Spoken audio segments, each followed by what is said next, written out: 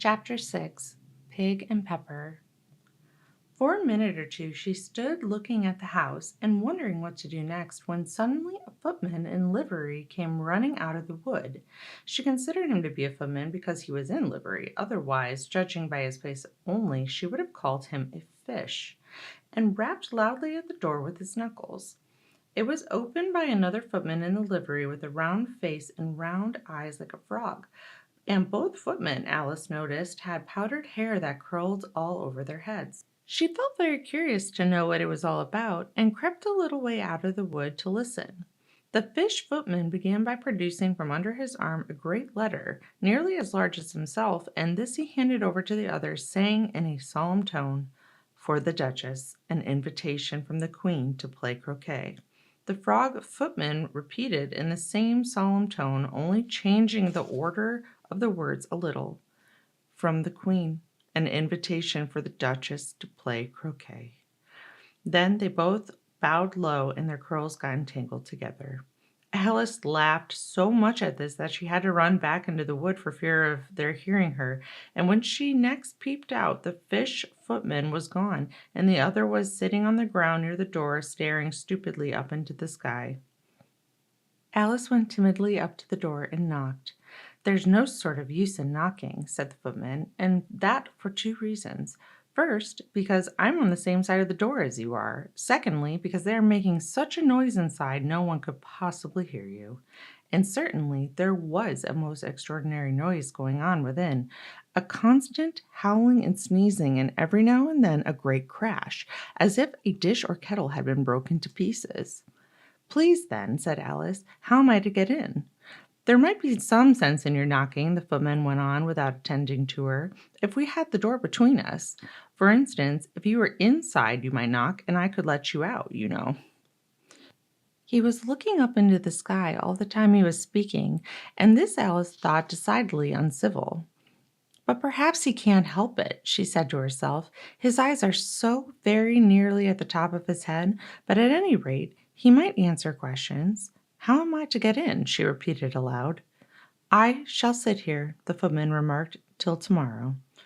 At this point the door of the house opened and a large plate came skimming out, straight at the footman's head. It just grazed his nose and broke to pieces against one of the trees behind him. "Or next day, maybe," the footman continued in the same tone, exactly as if nothing had happened. "How am I to get in?" Alice asked again in a louder tone. "Are you to get in at all?" said the footman. "That's the first question, you know." It was, no doubt, only Alice did not like to be told so. "It's really dreadful," she muttered to herself, "the way all the creatures argue. It's enough to drive one crazy." The footman seemed to think this a good opportunity for repeating his remark with variations. "I shall sit here," he said, "on and off for days and days." "But what am I to do?" said Alice. "Anything you like," said the footman, and began whistling. "Oh, there's no use in talking to him," said Alice desperately. "He's perfectly idiotic." And she opened the door and went in. The door led right into a large kitchen which was full of smoke from one end to the other. The Duchess was sitting on a three-legged stool in the middle, nursing a baby. The cook was leaning over the fire, stirring a large cauldron which seemed to be full of soup. "There's certainly too much pepper in that soup," Alice said to herself as well as she could for sneezing. There was certainly too much of it in the air, and even the Duchess sneezed occasionally, and as for the baby, it was sneezing and howling alternately without a moment's pause. The only two creatures in the kitchen that did not sneeze were the cook and a large cat which was laying on the hearth and grinning from ear to ear. "Please would you tell me," said Alice a little timidly, for she was not quite sure whether it was good manners for her to speak first, "why your cat grins like that?" "It's a Cheshire cat," said the Duchess, "and that's why." "Pig!" She said the last word with such sudden violence that Alice quite jumped, but she saw in another moment that it was addressed to the baby and not to her, so she took courage and went on again. "I didn't know that Cheshire cats always grinned.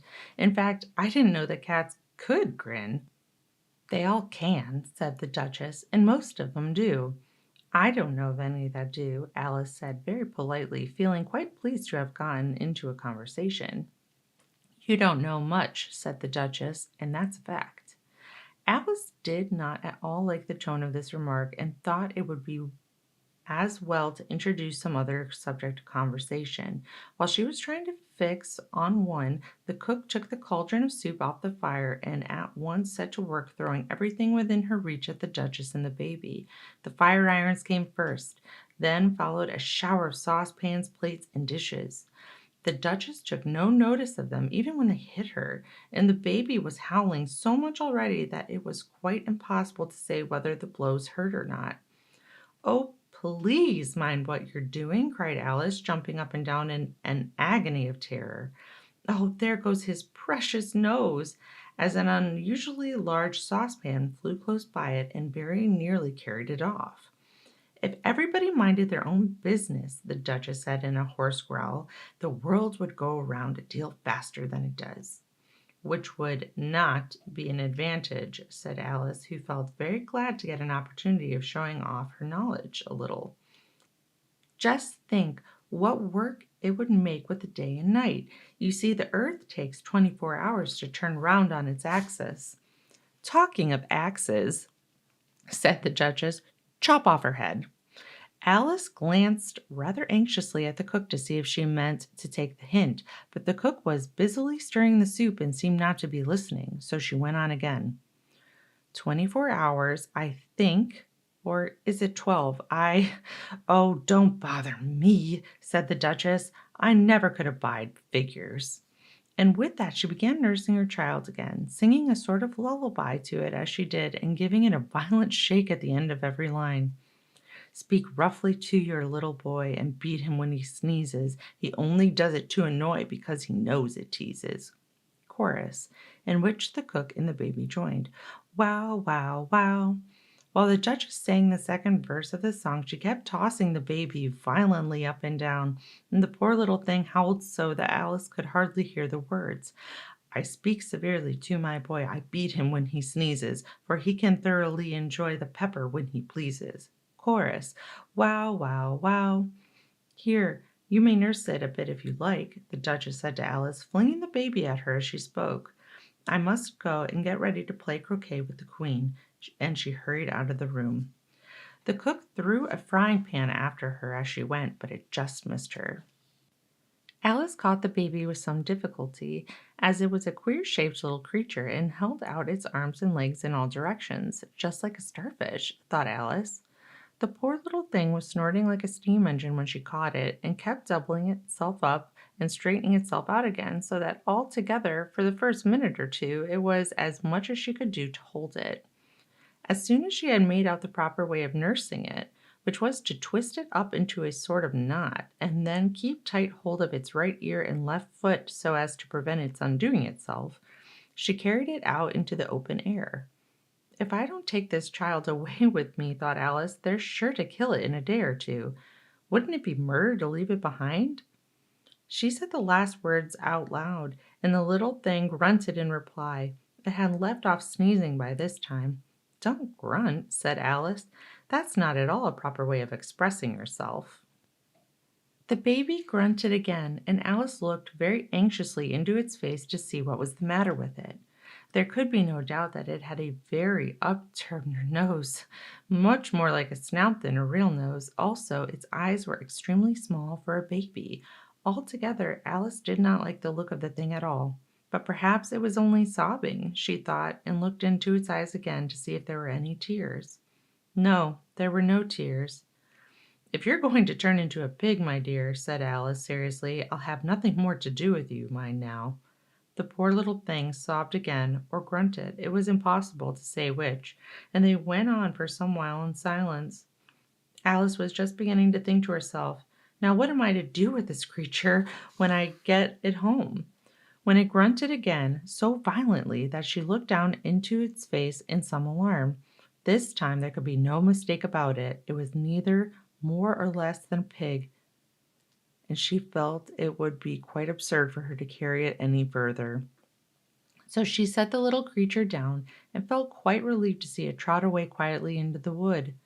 If it had grown up, she said to herself, it would have made a dreadfully ugly child. but it makes rather a handsome pig, I think. And she began thinking over other children she knew who might do very well as pigs, and was just saying to herself, if only one knew the right way to change them, when she was a little startled by seeing the Cheshire Cat sitting on a bough of a tree a few yards off. The cat only grinned when it saw Alice. It looked good-natured, she thought. Still, it had very long claws and a great many teeth, so she felt it ought to be treated with respect. Cheshire Puss, she began rather timidly, as she did not at all know whether it would like the name. However, it only grinned a little wider. Come, it's pleased so far, thought Alice, and she went on. Would you tell me, please, which way I ought to go from here? That depends a good deal on where you want to get to, said the cat. Well, I don't much care where, said Alice. Then it doesn't matter which way you go, said the cat. So long as I get somewhere, Alice added as an explanation. Oh, you're sure to do that, said the cat, if you only walk long enough.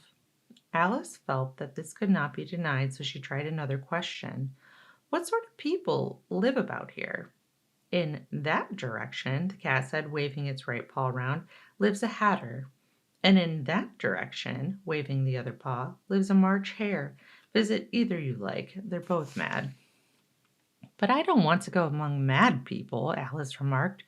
Oh, you can't help that, said the cat. We're all mad here. I'm mad, you're mad. How do you know I'm mad, said Alice. You must be, said the cat, or you wouldn't have come here. Alice didn't think that proved it at all. However, she went on. And how do you know that you're mad? To begin with, said the cat, a dog's not mad. You grant that? I suppose so, said Alice. Well then, the cat went on, you see, a dog growls when it's angry and wags its tail when it's pleased. Now I growl when I'm pleased and wag my tail when I'm angry. Therefore, I'm mad. I call it purring, not growling, said Alice. Call it what you like, said the cat. Do you play croquet with the Queen today? I should like it very much, said Alice, but I haven't been invited yet. You'll see me there, said the cat, and vanished. Alice was not much surprised at this, and she was getting so well used to the queer things happening, while she was still looking at the place where it had been, and it suddenly appeared again. By the by, what became of the baby? Said the cat. I nearly forgot to ask. It turned into a pig, Alice answered very quietly, just as if the cat had come back in a natural way. I thought it would, said the cat, and vanished again. Alice waited a little, half expecting to see it again, but it did not appear, and after a minute or two she walked on in the direction in which the March hare was said to live. I've seen hatters before, she said to herself. The March hare will be much the most interesting, and perhaps, as this may, it won't be raving mad, at least not so mad as it was in March. As she said this, she looked up, and there was the cat again sitting in the branch of a tree. Did you say pig or fig? Said the cat. I said pig, said Alice, and I wish you wouldn't keep appearing and vanishing so suddenly. You make one quite giddy. All right, said the cat, and this time it vanished quite slowly, beginning with the end of its tail and ending with the grin, which remained some time after the rest of it had gone. Well, I've often seen a cat without a grin, thought Alice, but a grin without a cat, it's the most curious thing I ever saw in all my life. She had not gone much further before she came in sight of the house of the March hare. She thought it must be the right house because the chimneys were shaped like ears and the roof was thatched with fur. It was so large a house that she did not like to go nearer till she had nibbled some more of the left-handed bit of mushroom, and she raised herself up to about 2 feet high. And even then she walked up towards it rather timidly, saying to herself, suppose it should be raving mad after all. I almost wish I'd gone to see the hatter instead.